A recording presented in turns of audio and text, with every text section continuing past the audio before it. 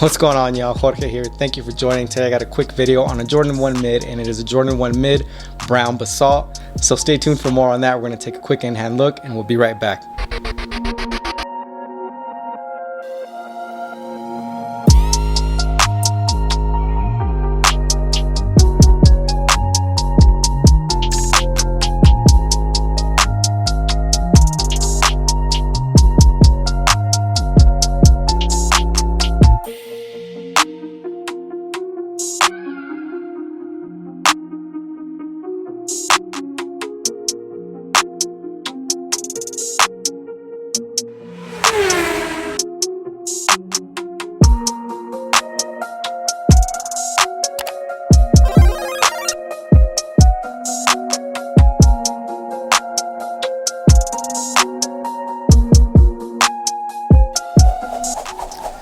Okay, so we got the brown basalts here. This is a Jordan 1 mid that's similar to that Jordan 1 mid mulberry, dropped at a price point of $130 at a similar time. I think they dropped the same week or a week apart, but at that price you expect a much better quality in the sneaker, something that you don't normally see on Jordan 1 mids, as the quality has always been lacking on those. That's why you see them at a price of much lower than those Jordan 1 highs, where you definitely do expect that quality. But for a mid at $130, I wanted to get my hands on these just to see if there was a difference with those, because I do have a Jordan 1 mid, the Dutch green, that came at a similar price point where the quality was premium, one that I hadn't seen on a Jordan 1 mid before.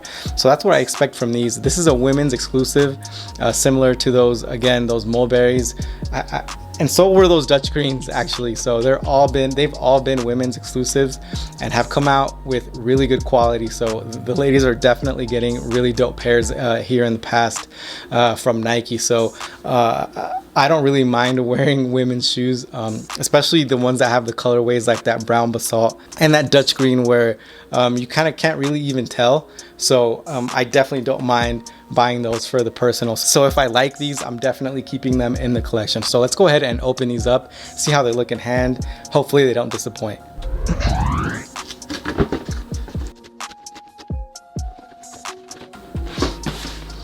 Whoops.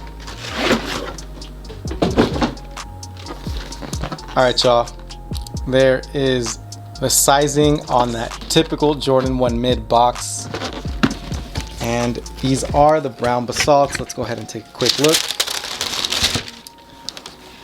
Boom, there they are, the Jordan 1 mids brown basalt. So this is such a dope colorway, and obviously one that anybody can really use. I know these are women's exclusives, but I mean, take a look. This doesn't really give you women's sneaker vibes, but a very dope shoe nonetheless. Now, in terms of quality, I definitely think that those Jordan 1 mid mulberries are a little bit better. the thing with these is that it's got different types of material. So if you check there on the sock liner, it's more of a furry material, so maybe something more of a winterized sneaker, if you will. Something that I've seen on previous Jordans where they winterized. I think the last one was a 14, and then prior to that they had some Jordan 4s that they winterized, and they have sort of similar inner liner material here. But aside from that, actually no, take a look at the tongue there real quick too. So on the tongue you got something that I hadn't seen before on either the tongue tag or the tongue itself. It's just something that I've really not seen on a mid before. I think it's just more of a linen on the tongue. But in terms of the leather on the toe box, there's just not really much there. Those mulberries and those Dutch green mids that came at a similar price point were just a lot better with the leather there. These are more of your GR leather. So I think maybe the price point is justified by those materials again on the tongue and on the sock liner. But you also see rope laces on there, something that you haven't seen on a mid before. I've seen rope laces on those midnight navies, those midnight navy highs. And again, typically you don't really see rope laces on Jordan 1s. So that's another thing. As far as those midnight navies go, those rope laces really weren't, I wasn't really a fan of those rope laces in that sneaker, but they look so well. They fit really nicely here on these Jordan 1 mids.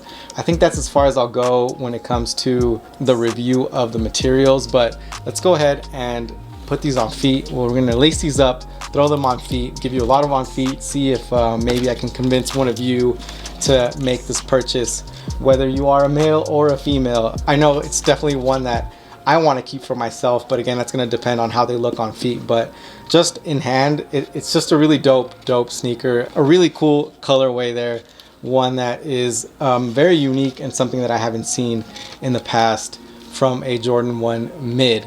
We'll be right back at the end and I'll give you my final thoughts on this sneaker, so stay tuned for that.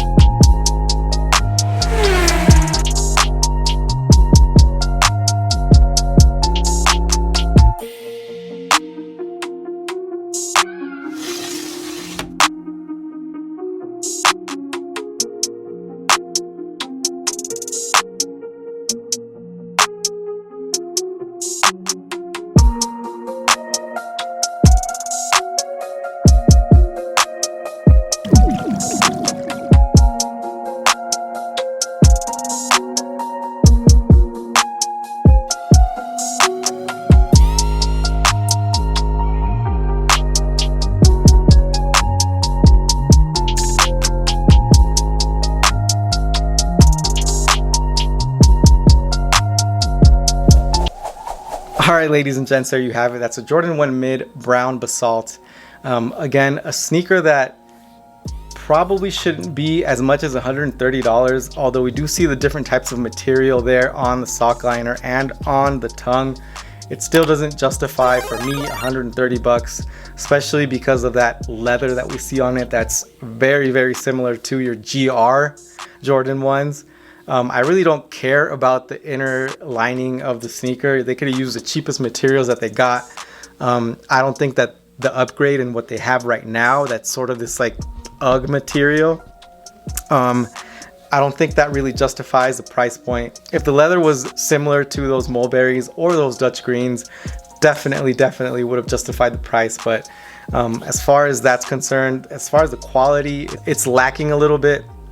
But in terms of the colorway itself, probably one of the better Jordan 1 mids that have dropped this year and maybe ever. Not the best. To me, the best is that Dutch green, but this one is a close second or third. I think I'm gonna keep this sneaker. I'm gonna think about it and see how the edits go, see how they actually look on feet.